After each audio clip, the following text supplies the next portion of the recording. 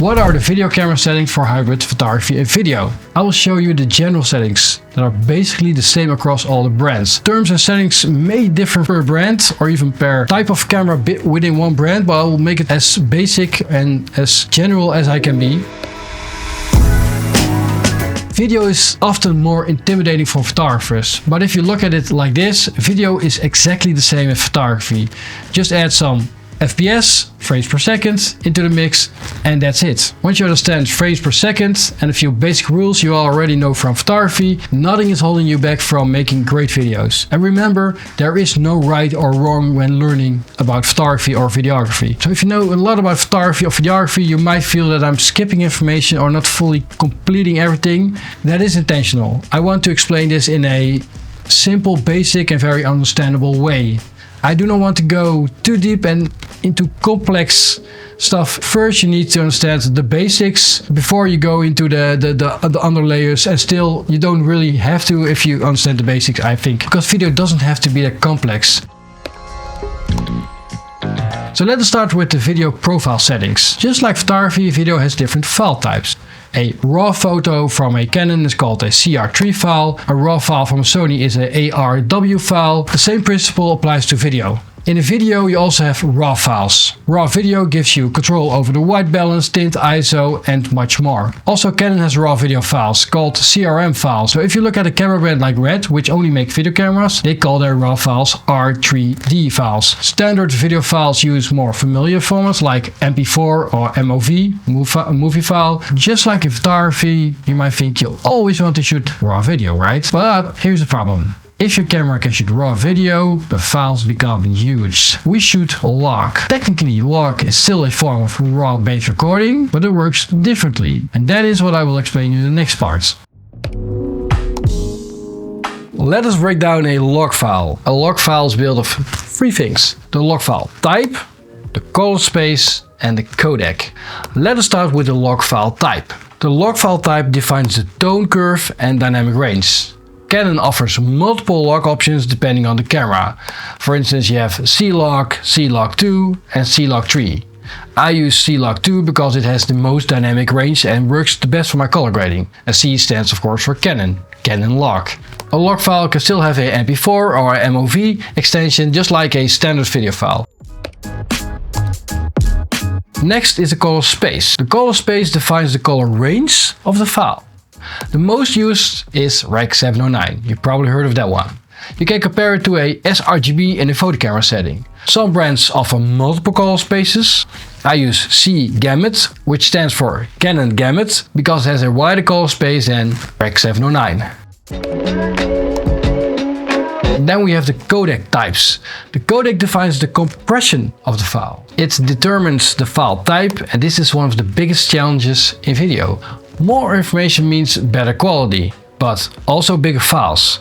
Each camera manufacturer uses different interpretations of the codecs. Even within one brand, cheaper or more expensive cameras use different codecs. That's why codecs can be very confusing. As an example, let's dive into my Canon R5 Mark II to see what options I have.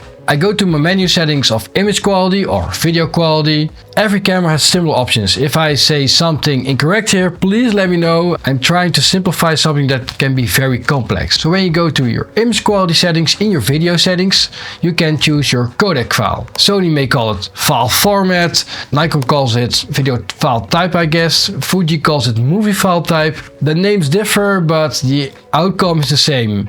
And yes, I can choose RAW. RAW is simply a codec with minimal compression. That is why RAW video creates massive files. If you look at the other options, they are all codecs with compression. Each level of compression sacrifices something to reduce the file size. It's up to you to decide if that trade-off works for your workflow or you want to do something different. So what codec should you choose for hybrid shooting? Well, there are several ways to find out. The best way is to test it. Test in low light.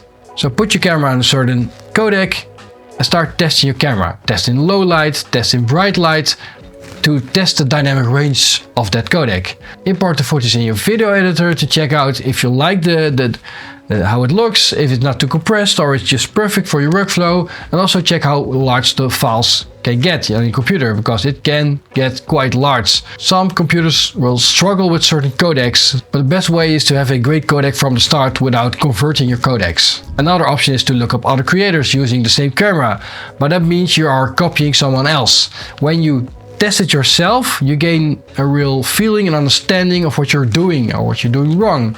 Testing in a controlled environment gives you a lot of confidence. A very practical way to test codecs is this, and I will show it on my camera. So right now in my camera I have an empty 265GB card, and if I select raw video, I can check the available recording time. It shows 0 minutes. That means I likely need an external recorder to record video files. On my Canon R5. I cannot even record on a big memory card. If I choose the second codec option, I suddenly get around 2 hours of recording time. As I move down the codec list, I'll trade image quality for longer recording times. And do not panic, even the lowest codec will look great, will probably look great. Most clients watch their video on their phones. Some watch on televisions, but not everyone owns a big ass OLED television with the latest best quality of panel. So test different codecs and see what works the best for you. Different codecs means there are differences in color grading, your workflow, but if it works for you, it's good for you. What are the perfect FPS settings to shoot hybrid? FPS, or frames per second, is the number of frames the camera records in 1 second. This is where a lot of photographers struggle, because they don't really fully understand the differences and the mistakes related to the shutter speed. To fully understand this, we need to start at the beginning. And when we start at the beginning, we have to start at the difference between PAL and NTSC. PAL is PAL, NTSC is NTSC. Your camera has an option for PAL and NTSC, and this directly influences your FPS. But what are PAL and NTSC? That's to do with the frequency of the power grid in your house. What comes out of your power outlet is either 50 or 60 Hz. The US and Japan started with a 60 Hz system back in the days, so they use the NTSC system. Europe uses a 50 Hz system and therefore uses PAL.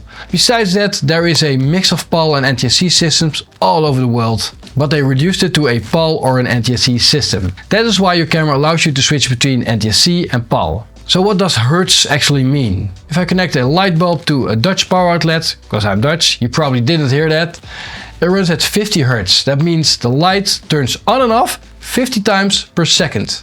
Because our brain works in a similar frequency, we do not see the light flicker. My wife, she's American, and when she plugs in a lamp, it flickers 60 times per second. Sometimes there is something between the lamp and the outlet, like a converter, that can interfere with our frequency, but more on that later. So logically, as a Dutch person, I would use a PAL 50 Hz system.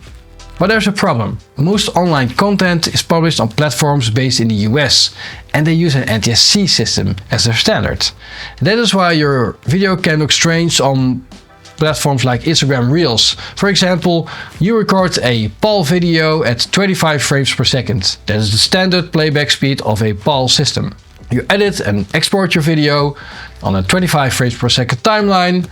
You upload the video to your Instagram and the video does not look great. That is because the platform prefers NTSC, and NTSC runs at 29.97 frames per second, which we usually call 30 frames per second. So the platform wants 30 frames, but you delivered 25 frames. You are missing almost 5 frames per second. That is why your video can look stuttery.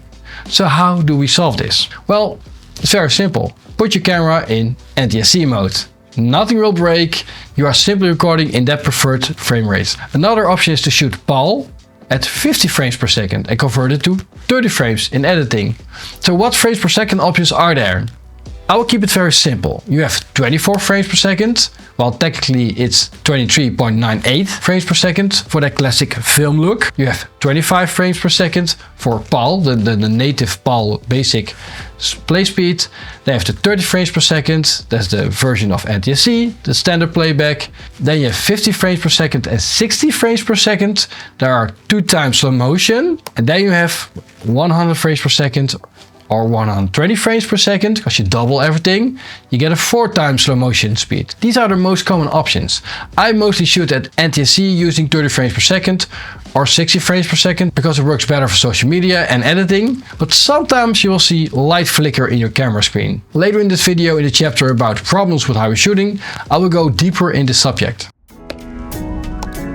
So what ISO do I use with hybrid photography? ISO determines the light sensitivity of the sensor. More ISO means more light. Too much ISO without enough light creates noise. Very important to know. High ISOs don't create noise, it's because you don't have enough light. If you have noise, you need to create more light. That means adding a light, like I have here, or increasing existing light. We just covered log files, and if you didn't watch the chapter about log files, I highly recommend first watching that chapter before going in this one, because it's connected to each other. And there's something very important I didn't mention yet, because camera manufacturers specify an optimal ISO for each log file profile. This ISO gives you the best dynamic range. That means you're often locked at a specific ISO. This is one of the main reasons we use a variable ND filter. If you didn't watch that chapter, go watch that first. With other words, start at the beginning of the video and you will learn a lot about setting up your camera right for hybrid shooting or video in general. It allows you to keep the ISO constant. So what if we need more light? The best solution is to use lights. If that isn't possible, you double your ISO. So I shoot with Canon C-Log 2. Canon recommends an ISO of 800 for the best dynamic range. If I need more light, I double it to 1600, 3200, 6400, etc. That way I preserve as much dynamic range as possible. So what shutter speed do I use for hybrid shooting? Shutter speed works the same in video as it works in photography. It controls how long each frame is exposed to light. If your shutter speed is too low, you get smearing or ghosting in motion. This can be a creative effect and is worth testing, but not everybody wants it. If your shutter speed is too high, the image looks very sharp and very unnatural. This is often described as jittery. You also get it if you drink a lot of coffee. You start to see gaps between frames. To avoid this, we use the 180 shutter rule. The shutter speed should be double the frame rate. So if I shoot at 25 FPS, I should use 1/50 as a shutter speed. If I shoot at 50 FPS, I use 1/100 shutter speed. But what if your ISO and log combination makes the image too bright? Then you need to reduce the light. You can close the aperture. You can use a variable ND filter. There is that variable ND filter again. Or if needed, you can increase the shutter speed. For example, instead of 1/150, I go to 1/100 or 1/200. But be aware of that high shutter speed, because it can make your image look very jittery.